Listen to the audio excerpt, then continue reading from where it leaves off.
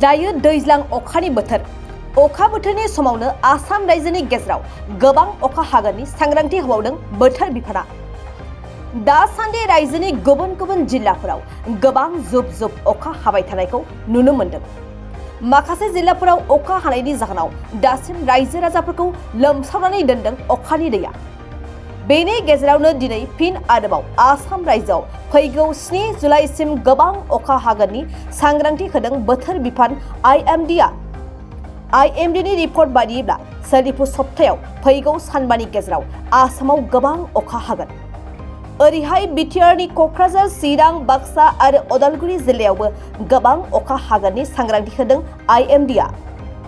आसामजों लोगोसे मेघालय रायजोआवबो गोबां जुब जुब अखा हागोन होननानै सांग्रांथि होखानाय जादों आइएमडीआ। बोथोर बिफाना बुंबावदों आसामनि माखासे जिल्लाफोराव अखा हानायनि बिबाङा बांसिन जागोन। बे समनि गेजेराव रायजो राजाफोरखौ सांग्रां जानानै थानो खावलायदों बोथोर बिफाना। मख'नो गोनांदि बे समाव आसाम रायजोआव गायनाय फुनायनि बोथोर। नाथाय दुखुनांथावदि थांनाय समाव अखाया हादोंब्लाबो आबादारि रायजो राजाफोरनि थाखाय आबादथिलियाव दैया थोजासे नङा। दासिम माखासे जायगाफोराव दै गैयैनि जाहोनाव गायनो फुनो मोनाखै होननानै मिन्थिनो मोन्दों।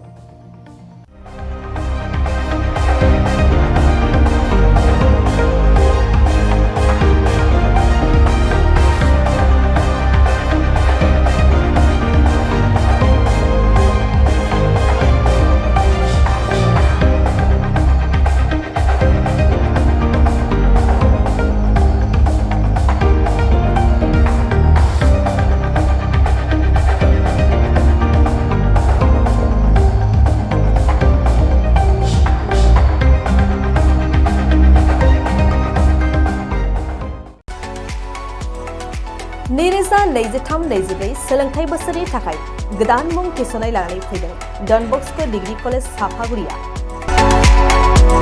देग्लायनिफ्राय डन बस्क' डिग्री कलेज सापागुरियाव बेचलर अफ आर्ट्स एबा बिएनि सेथि सेमिस्टारनि गोदानै मुं थिसननाया दायो सोलिगासिनो दं। चिरां जिल्लानि सापागुरियाव थानाय डन बस्क' डिग्री कलेजआ देग्लायनिफ्राय बिए थाखोनि सेथि सेमिस्टारनि थाखाय गोदानै एडमिसन लानायजों लोगोसे बड', इक'नमिक्स, इंलिश, एडुकेशन, हिस्टरी आरो पलिटिकल साइन्स आयदानि थाखाय बिए अनार्सनिबो खाबु दं। गोग्गो सोलोंथाइनि थासारिजों लोगोसेयैनो डन बस्क' डिग्री कलेज सापागुरियाव आलादा आलादायै हौवा हिन्जावनि थाखाय हस्टेलनि खाबुबो दं। जुदि फरायसाफोरा डन बस्क' डिग्री कलेज सापागुरियाव बिए सेथि सेमिस्टारनि थाखाय गोदानै एडमिसन लानायनि सायाव आबुं बाथ्राखौ मिन्थिनोब्ला नैबे मबाइल नम्बर 9365551959 आव थोंजों सुला लानो हागोन।